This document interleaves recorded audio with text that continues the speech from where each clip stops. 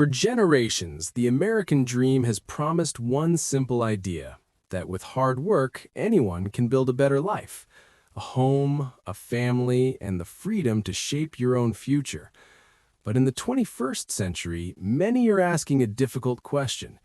Is the American dream still within reach, or has it quietly slipped away? Today, we're diving into a big one, a concept that's woven into the very fabric of the United States, the American dream. We've all heard the phrase. It conjures images of picket fences, a happy family, and the idea that with enough hard work, anyone can achieve prosperity and success. It's a powerful, beautiful promise. But in the 21st century, we have to ask, is the American dream still a reality? Or has it become a beautiful illusion? Let's start with the classic definition. The term was popularized by writer James Truslow Adams in 1931. He described it as a dream of a land in which life should be better and richer and fuller for everyone, with opportunity for each according to ability or achievement.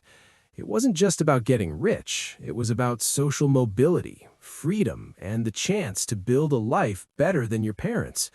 For generations, this promise attracted millions of people from all over the world, all hoping to build their own success story. Think about the post-World War II era. You had this incredible economic boom. A single-income family could often afford a home, a car, and a good education for their kids.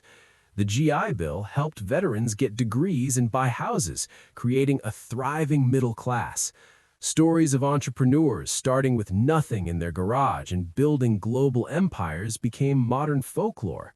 This was the American dream in action, and it seemed attainable for so many. The path looked clear. Get a good education, work hard, buy a home, and you'll climb the ladder. It was a tangible, believable goal. But fast forward to today, and the picture looks a lot more complicated. Let's talk about the economic hurdles. Stagnant wages are a huge one.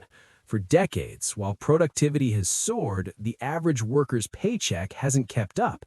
This means people are working harder than ever, but finding it more difficult to get ahead. The cost of living has skyrocketed, especially for the cornerstones of the classic dream, housing and education. Let's look at housing. In many major cities, the dream of home ownership feels more like a fantasy. Prices have inflated to a point where even well-paying jobs can't guarantee a down payment. Many young people are saddled with rent payments that are higher than a mortgage would be, but they can't save enough to actually buy. They're stuck in a cycle. This isn't just a big city problem either. It's creeping into suburbs and smaller towns across the country. Then there's education, which was supposed to be the great equalizer. The idea was that education gives everyone a fair shot, regardless of their background. But the cost of a college degree has become astronomical. Millions of Americans are graduating with crippling student loan debt, sometimes hundreds of thousands of dollars. This debt can delay major life milestones for years, even decades. It affects their ability to buy a home, start a family, or even take a risk on a new business venture. Instead of being a launching pad, for many, education debt feels like an anchor holding them down. And what about social mobility, the ability to move up the economic ladder? Studies have shown that it's become harder in the United States than in many other developed countries. Where you're born on the economic ladder is now a much stronger predictor of where you'll end up. The rags to riches story, while it still happens, is becoming the exception, not the rule. The playing field doesn't seem as level as it once did. Factors like your zip code, your parents' income, and access to quality schools and healthcare create vastly different starting lines for different people. This growing inequality is perhaps the biggest challenge to the American dream today. So does all of this mean the dream is dead? Well, maybe not dead, but it's definitely changing. For many, the dream is no longer about a big house in the suburbs. The definition of success is evolving. For some, the new American dream is about freedom and flexibility. It's the ability to work remotely, to travel, to be a digital nomad.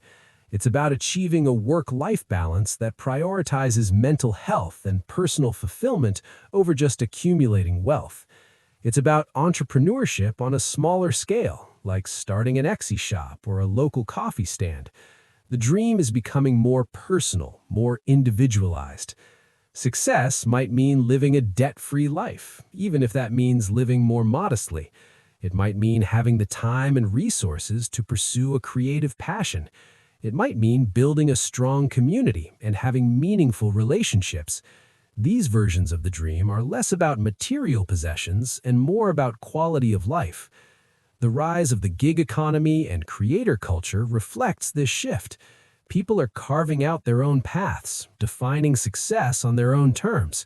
They're leveraging technology to create opportunities that didn't exist a generation ago. However, we can't ignore the systemic issues. While redefining the dream is a powerful personal step, it doesn't solve the larger problems of wage stagnation, the high cost of healthcare, and educational inequality. These are structural barriers that prevent millions from achieving even their redefined version of success and security. For a person working 2 minimum wage jobs just to pay rent, the dream of being a digital nomad or starting a passion project feels incredibly distant. Basic stability is the dream. So, where do we go from here? If we want to revitalize the American dream, not just for a few, but for everyone, it requires a serious look at policy. This isn't about one political party or another. It's about addressing the core issues. Things like investing in affordable education, exploring solutions for the healthcare crisis, and ensuring that wages keep pace with the cost of living. It's about creating an environment where hard work truly does pay off, and where your starting point in life doesn't determine your destination. It's about reinvesting in the idea of a shared prosperity, where a rising tide really does lift all boats. Because the promise of the American dream, at its heart, is a collective one. It's about building a society where everyone has the opportunity to reach their full potential. So, is the American dream a promise or illusion? The answer is probably a bit of both. The classic one-size-fits-all dream of the 20th century feels increasingly out of reach for many. The goalposts have moved, but the spirit of the dream, the hope for a better life, the drive to create, the pursuit of happiness is very much alive. It's just being redefined by a new generation facing a new set of challenges. The dream's survival depends on our ability to adapt. It requires us to acknowledge the real economic and social barriers that exist and to work together to dismantle them. It also requires us to broaden our definition of what a successful life looks like. Maybe the new American dream is less of a fixed destination and more of a personal journey, unique to each of us. What do you think? Is the American dream still alive for you? What does it mean in your life? Let me know your thoughts in the comments below. I'm really curious to hear your perspective on this. It's a conversation we all need to be having.